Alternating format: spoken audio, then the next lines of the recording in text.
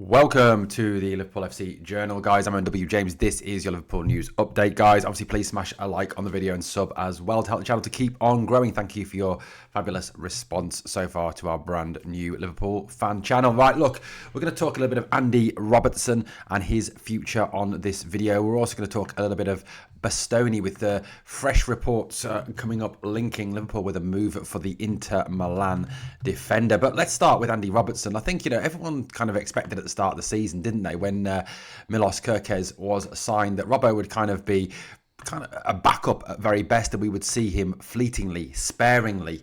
And that certainly seemed to be the case at the start of the season, especially in the Premier League, where Arne very much seemed to be favouring Milos Kerkez. However, Andy Robertson, whose contract expires at the end of June 2026, so at the end of this season, he has only a year left, has, I think, really kind of had a rebirth in terms of his abilities, in terms of his form, and in terms of his usefulness to the team. I think, last season he came in for a lot of criticism. I think a lot of it unfair due to the fact that I think he'd missed, obviously, a lot of the pre-season. Wasn't fit and wasn't ready to go, almost McAllister Isak-esque this season. Now, Robbo's come back in and he really impressed in the game against Villa. He did fantastic in the game against Real Madrid, and he was decent. I mean, he wasn't terrible. He was decent against Manchester City. Let's face it, none of the players were particularly standout, apart from maybe, I don't know, not stand out the best, obviously Dom, but, none of the players stood out against Manchester City. Now, obviously, talk has now kind of come round to Andy Robertson's future. What will happen with the Scot at the end of this season? Now, obviously, Liverpool have Kerkez. Kostas Tsimikas is on loan to Roma and possibly likely to go and join Roma as well. So what happens in terms of that left-back slot? Are Liverpool going to be looking for another left-back in the summer, or do we offer Andy Robertson a contract extension? This was what Robbo had to say about it when he was questioned. This is the source, is Lewis Steele. Reliable source. It's also, a source as well in a number of other publications this morning and this afternoon. The relationship between me and the club has been a wonderful one. They've done everything for me and my family. I'm relaxed about the whole situation. If it's my last year, then it's my last year. If it's not, then so be it. I mean, there's a big, for me, it's a mixed message in that comment, that quote from Robbo.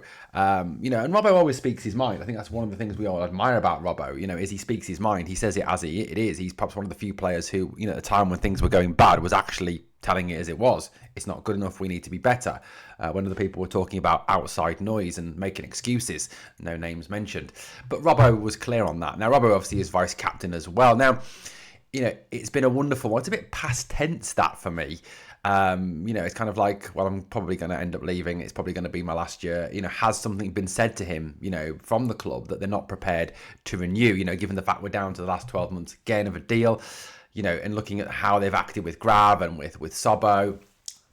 And, to an extent with Canate. I mean, we did try from October last year to kind of negotiate that new contract for Canate. Is this indication that Robbo is kind of surplus to requirements at the club, that he is someone that they're ready to move on from? But that could be based on last season. They may look at it again, look at this season and go, actually, what? We can't afford to move on from this man. He's a quality player. Look, the club and Andy have obviously had a very good relationship throughout his time at the club. He seems very much relaxed on it, in terms of what his future holds. My personal belief is that I think we should offer him a new 2-year extension. I think we should keep him at the club, even if it is just a backup next season to Milos Kerkez, who hopefully will develop and grow as this season goes on and become the first choice left back and play as he did at Bournemouth. But my view very much is give Robbo a new contract. Guys, let me know your thoughts in the comments. Right, I think one other thing actually on the Robbo thing, the other thing is that I honestly believe that, with the exception of the Man City game, I think since he's come back in, the team has had more leadership, has had a lot more control on the pitch. I think he brings leadership in, and you can get rid of all your experienced players and bring in young, promising, talented players. But the problem there is you take away the leadership. And I think you need a core of leaders in a team. And, especially considering that maybe Virgil's getting a bit older now, maybe Mo won't be as effective, or maybe might not even be here next season. The leaders are dwindling. Obviously, Alisson will still be here, but we need leaders, and Robbo is clearly one of those leaders, and I think a valuable part of that leadership group.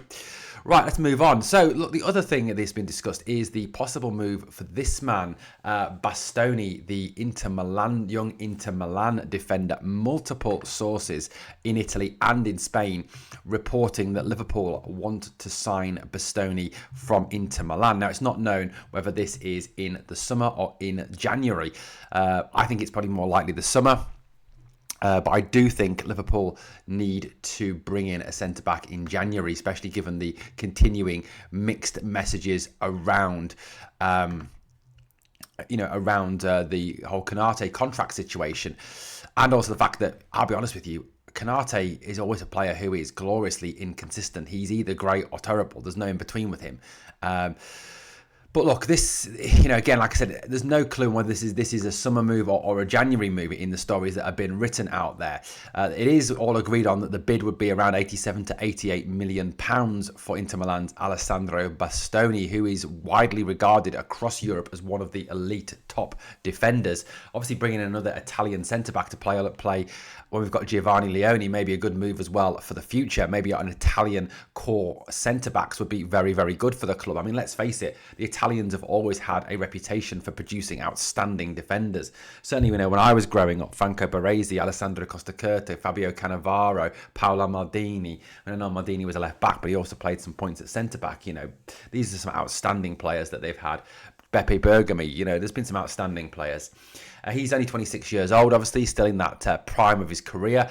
Centre-backs go on beyond 30, as we've seen with Virgil and a number of other centre-backs. He's over 6 foot. He's Italian, obviously. He's a left-sided centre-back as well. So I think, this is a long-term replacement for Virgil van Dijk. An outstanding footballer, a truly, truly outstanding footballer. His stats from this season, he's played 10 appearances for table toppers Inter Milan, and he's actually scored a goal and has got 3 assists, which for a centre-back, it ain't bad. Certainly, I don't think we'd have our centre-backs with those numbers at this moment in time. But, Bastoni, he is a quality player, and this is a guy I know that is very much attracting interest from right across Europe. There are a number of clubs who are looking at Bastoni with envious eyes. He played 3 times in the Champions League with an assist. He also made 4 appearances at the Club World Cup this past season. He's obviously played all his time in Italy with Parma, Inter and Atalanta. Obviously, majority of his time at Inter Milan, where he's made over 200 appearances for the Nerazzurri, scoring 7 goals and having 28 assists in that time. This is a top level defender. In terms of this man, in terms of Alessandro Bastoni, what are his strengths? Well, ball playing. He's known for his excellent passing, vision and ball control, which he uses to initiate attacks from deep positions. Certainly something that Liverpool want from their centre-backs. He is a creative playmaker. He acts as a deep line playmaker. He's defensively very, very solid, physical, difficult to beat in one-on-one situations, excellent on the ground and in the air as well. Positionally, he is very good. He reads the game exceptionally well, defends the space, steps up to intercept or tackle, to play offside. Excellent. Progressive ball carrier as well, likes to break the lines, bring the ball out from the back, and has excellent pace to make recovery tackles where needed. A top player, a very, very good player, and certainly somebody who I think, if Liverpool were truly interested in Alessandro Bastoni, this would be an excellent signing, even for a premium figure like 87 to 88 million pounds. I certainly would welcome him at the club. Now, if we could go and get him and also Gueye on a free, even if Konate were to leave, that would give us Van Dijk, Bastoni, Gueye and Leone. That gives us 4 outstanding world-class, top-class centre-backs. And even when Virgil goes, you've got a core of 3 to build on then. And I do think Gueye will still come to Liverpool in the summer. I think there's obviously a lot of word around, the fact that he's given his word that he'll join. So, Gueye and Bastoni going forward, that would be absolutely outstanding, wouldn't it? Be defensively a rock solid, with Leone coming in to replace and to spell those players. I think would be outstanding. Look, there may be no truth in this. There may be truth in it. I don't know. It's been reported, like I said, by a number of sources this morning and this afternoon. So let's run with it. I'd love it to happen. Guys, I'd love to know your thoughts. Drop me a comment. Thank you for watching the Liverpool FC Journal. If you've enjoyed the content, please obviously smash a like on the video, sub and ring the bell. Thanks for watching, guys. I'm going to be back tomorrow with our first ever live. So come and join me for that. Thanks for watching. Catch you later.